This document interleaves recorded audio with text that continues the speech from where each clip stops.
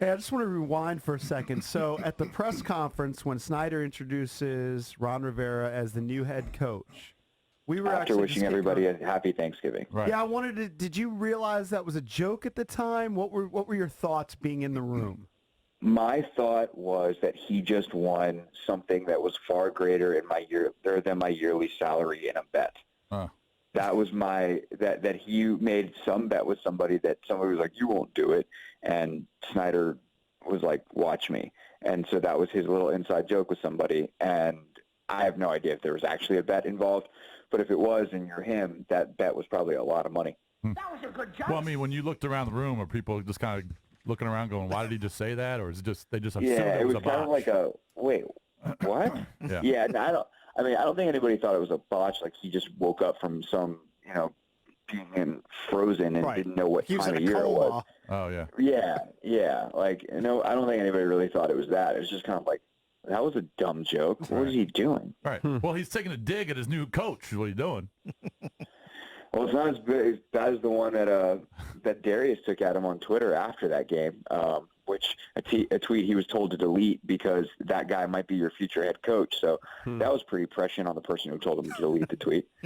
Can we talk about the front office stuff here? Because I was away last week. I'm not sure what you guys touched on. I'm sure you touched on all of it. But I guess over the weekend, it's also been reported that Rick Smith was close, potentially the former Texans GM, to a deal with Snyder, but it didn't work out. Now it's being reported, I guess, by most that they're going to wait until after the draft. I know that sort of everybody's favorite, Eric Schaefer, looks like he's going to be out after the draft. Could you give what happened there? Why Schaefer was somebody that's widely respected, at least in town, and I think across the league. Why did that go bad, or what is going on there? And is it your best understanding that they're going to wait until after the draft to fill out the rest of the front office? Yeah, so definitely my understanding is that it's after the draft. And that's actually way more common than I think people realize because you've already gone through, think about a calendar year. If the calendar, your fiscal year, so to speak, for the draft world, fiscal year is the draft. So you've already gone through 3/4 of your year. You now have a really, maybe even I don't know if it's the most important quarter because the college games and scouting, those are obviously incredibly important, getting the actual tape. But now the process of reviewing the tape, putting together your board, all that kind of stuff. And while, yes, guys have been doing this, if you were to bring in a new scouting staff, they've done that for other teams. You'd have to piece together a scouting staff that has seen the entire country. You can't just bring in 6 random scouts. You've got to bring in a Southeast area scout, a Northeast area scout, a Southwest area scout, all that kind of stuff of guys that actually would be direct replacements. And that's really hard to do, as opposed to after the draft, you can bring in the 6 best scouts you can find and then assign them to the areas that then they will cover until the next draft. So that's part of the reason why you wait, is piecing together a staff, and that goes all the way up to your general manager or your director of college scouting, however it is that you're organizing your front office. For Eric's position, he's not so much in a scouting position, he's in a contracts position, which, again, they've also put some values on certain players, and there is value in keeping him through the free agency process, and in this case, throughout the draft. Ron, I think I saw even it might have been a report this morning that he's going to bring someone who was in the same role in Carolina, kind of a chief negotiator, strategy type of person. So that is why it's that simple. He just wanted his own guy. Yeah, and so that person is really a person who's executing the head coach's vision. And while I'm sure Eric could do that for Ron, Eric was a guy who's been around a long time, and I think that Ron just wants to bring in his own guy, someone he's familiar with. There was like the title that this guy had in Carolina, and I can try to find his name real quick, but the title he had was like not just chief negotiator, but like head of logistics. And that, to me, is a very interesting title that I've got to learn more about and what that meant. But to me, that said, there's some part of that job that Ron is really comfortable with this guy for. And, Eric, he just doesn't know. And while Eric is good, a contract negotiator, there are certainly good ones and bad ones in the league. And Eric has done great work. Some of the things he did with, like, Landon Collins' contract I thought were brilliant. But you get someone you're familiar with and can really execute your vision. And that goes back to the head coach centric thing that they talked about, they being Snyder and Ron at the press conference. Is the thinking that they really want O'Connell as the OC, but they know O'Connell might want to go with McDaniels, and they're kind of waiting to see if McDaniels gets a gig. There's 4 gigs open, right? Dallas, Cleveland, the Giants, and Carolina. Is that the thinking, or are they open to Shermer? They obviously are if they interviewed him, but what's the pecking order of those candidates in your opinion? Yeah, I still think I get the sense that if they're waiting on Kevin, that he's the guy that they want. Mm-hmm. That this is more about, because like they've interviewed, they know what he's done with Dwayne and the rest of his offense with all these rookies that they had last year.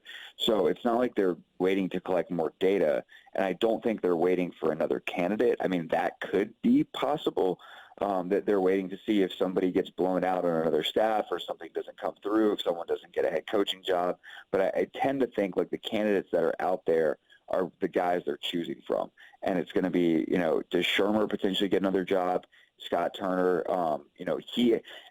he's someone Ron obviously very much likes and is comfortable with.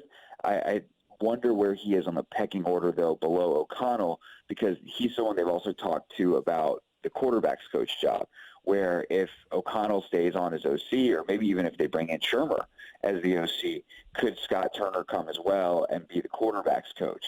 And that is, I think, also really smart, by the way. And they did the same thing. I think they're bringing in Eric Washington on the defensive side. I feel like I read that somewhere. I haven't been able to confirm that one yet. But, you have guys that if your coordinator leaves, you can keep some continuity. And I think that's even more important on the offensive side because of Dwayne, right? You have a young quarterback. You want to be able to keep the system, or at least just tweak the system, where you're not having a quarterback have to learn an entire offense, learn new terminology year in, year out. Mm-hmm. So if a guy like Scott Turner comes in as the quarterback's coach under O'Connell, then all of a sudden O'Connell leaves for a head coaching job in 2 years.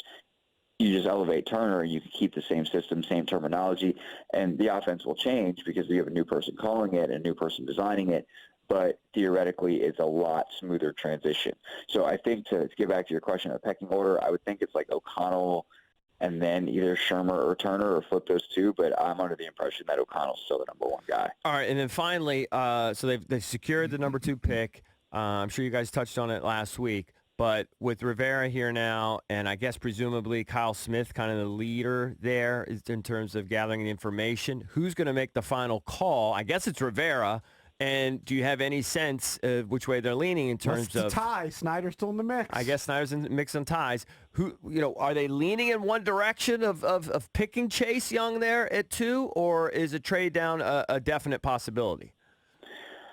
I think it's always a possibility. I mean, like if the Dolphins want to offer them, and it's too early to know, honestly. Like it's too early to know kind of how they're thinking philosophically. The draft order was just set.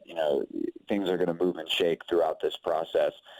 Chase Young's going to be the number 1 guy on their board, I'd imagine, because Chase Young's going to be the number 1 player on everyone's board outside of Cincinnati. Well, I guess Burrow could technically be number 1 on a team's board, but no team outside of Cincinnati is going to get the chance to take him. And so for Young, like he is great, but he is one player. If Miami offers you 5 and 24 or 5 and 25, I think are 2 of their 3 first rounders to get up to 2, then you have to consider that. And you have to consider in a very deep draft the fact that they need multiple players. And I think Ron is probably the guy who's most guiding that process, but they have an ungodly amount of meetings between now and April. And I think, when they talk about making, it was always kind of dumb the way it was explained with Bruce. It was like, we make Redskins decisions. It's like, okay, but who's making the decisions?